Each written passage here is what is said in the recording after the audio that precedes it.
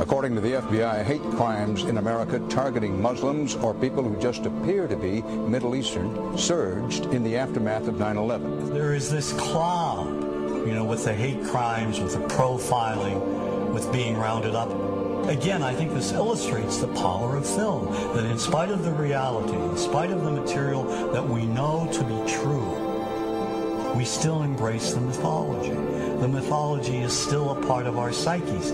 Stereotypes take a long time to wither away.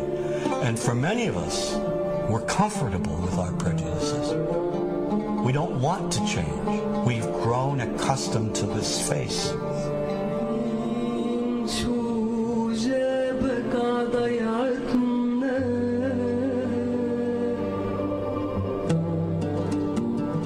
When we think of Arabs, what do we see?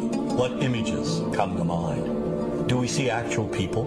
People who, despite real cultural or geographical differences, do pretty much the same things that we do. When we think of Arab women, what images come to mind? Do we see women who laugh and play and who adore their children? Women who work in the home as well as outside? Would it come as a surprise to know that in many Arab countries, a majority of college students are actually women? What's our immediate image of Arab men? Do we see loving fathers? Men who want to provide for their families? What about Arab teenagers? Do we see them the way you would think about teenagers in other parts of the world? Then there's religion in the Arab world. Do we see it as all-encompassing, dominating everything else? Do we know that even though faith plays a huge role in the Arab world, just as it does here in the United States, that it's also true that much of the Arab world is quite secular? When we think of Arabs and religion, does Christianity come to mind? Do we remember that there are over 20 million Christians in the region who have lived side by side in harmony with Muslims for centuries? To their credit, some filmmakers have shown Arabs and American Arabs in all their complexities.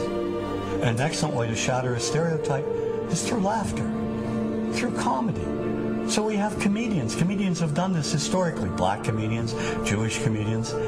So we see Arab comedians doing this, and this is one way to release the tension. My name's on a credit card, true story. Guy behind the counter picked up my credit card, sees the olive part, looks at me all weird. He's like, hey, buddy, what kind of name is, that?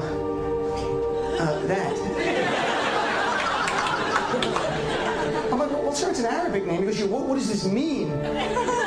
So I'm like, well, translate it to English. It means peaceful, friendly Arab.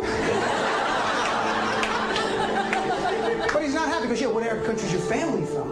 So I tried the most peaceful, proper one that he would like. So I'm like, we're from the same Arab country that Aladdin is from. To his credit, Michael Moore in Fahrenheit 9/11 in the DVD includes a scene with this comedy coming out. My name really is Ahmed, and I can't fly anywhere. All you white people have it easy. You guys get to the airport like an hour, 2 hours before your flight. It takes me a month and a half.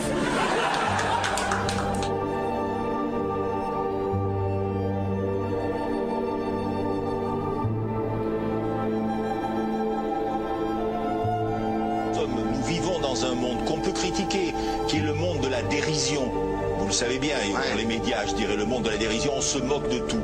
Le fait que ça se fasse me satisfait. Parce que ça veut dire que nous avons, qu'on est libre, peu à peu... Il faut qu'on soit beaucoup plus sage que ça, qu'on rentre pas dans ces provocations. Et c'est pour ça que... C'est l'autocensure, ça, Jamel. Tu comprends ce que je veux dire? Si on commence à pas faire de dessin pour pas choquer les musulmans... Non, si on fait... Pour moi, c'est de l'autocensure. C'est la fin de la liberté d'expression. Pour moi, la liberté d'expression, la liberté d'expression et le respect font partie, sont mariés ensemble. Moi, je suis pour la liberté d'expression. Mais si je vais blesser une personne, pourquoi blesser la personne? Non, mais si moi j'ai envie de faire une caricature sur Mahomet ou sur un rabbin ou sur Jésus-Christ, il faut que j'ai le droit de le faire. Tu comprends? C'est ça la France. Quand tu sais que tu vas blesser 10 millions de personnes, pourquoi tu vas les blesser? Pourquoi? C'est la liberté, c'est ça. C'est la liberté de...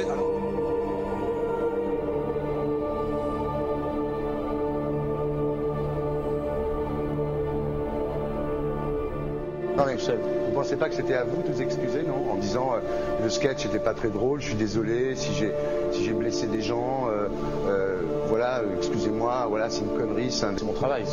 Mais vous referiez pas le même sketch quand même? Mais le spectacle que je fais reprend en grande partie les lignes de ce sketch. Mais il y a un truc que je comprends pas sur cette affaire, c'est qu'à aucun moment vous avez senti le besoin de vous excuser et que vous en avez rajouté. C'est tellement surprenant, c'est tellement inadmissible que j'en suis choqué. Voilà. Dans un pays où on peut parler, on peut s'exprimer. Et là, pourquoi tout d'un coup, sur un sujet, on ne pourrait pas s'exprimer? Vous savez bien pourquoi on ne peut pas s'exprimer. Pourquoi? Parce que dans ce pays, on a envoyé pendant la guerre des juifs dans des chambres à gaz et que ça crée un petit problème quand même. Vous voyez ce que je veux dire? Dans ce pays, on a envoyé pendant 400 ans des centaines de millions de Noirs. Il y a eu 400 ans d'esclavage. Et pourtant, ça n'a pas empêché Michel Leb de faire un sketch qui m'a fait marrer. Où il faisait un noir, et à la fin, il faisait un singe. Et en parlant des narines, en parlant des lunettes. En tout cas, lui, il n'a pas été interdit d'exercer son travail. Il a même eu la Légion d'honneur. Quelqu'un qui a toute sa famille qui a été exterminée dans un camp de concentration et qui voit quelqu'un à la télé qui dit Israël, vous vous rendez compte? Je sais pas.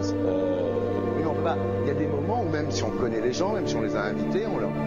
Et c'est pour ça que... C'est l'autocensure, ça, Jamel. Je comprends ce que je veux dire. Si on commence à pas faire de dessin pour pas choquer les musulmans, non, c'est de l'autocensure. C'est la liberté d'expression. Pour moi, la liberté. Et là, pourquoi tout d'un coup, sur un sujet, on ne pourrait pas s'exprimer? Vous savez bien pourquoi on ne peut pas s'exprimer. Parce que dans ce pays, on a envoyé pendant la guerre des juifs dans des chambres à gaz et que... Deux poids, deux mesures. La liberté pour tout le monde. C'est-à-dire la liberté pour tout le monde. Il y a une personne comme Dieudonné qui a fait un rabbin, enfin qui a fait un colon juif, etc. Tous ces DVD ne sont plus dans les pactes. On l'empêche médiatiquement, on ne le voit plus. Alors que lui, c'est un comique. Plusieurs lois qui ont été faites contre l'antisémitisme. Et moi, je fais un appel aujourd'hui de faire une loi contre l'islamophobie.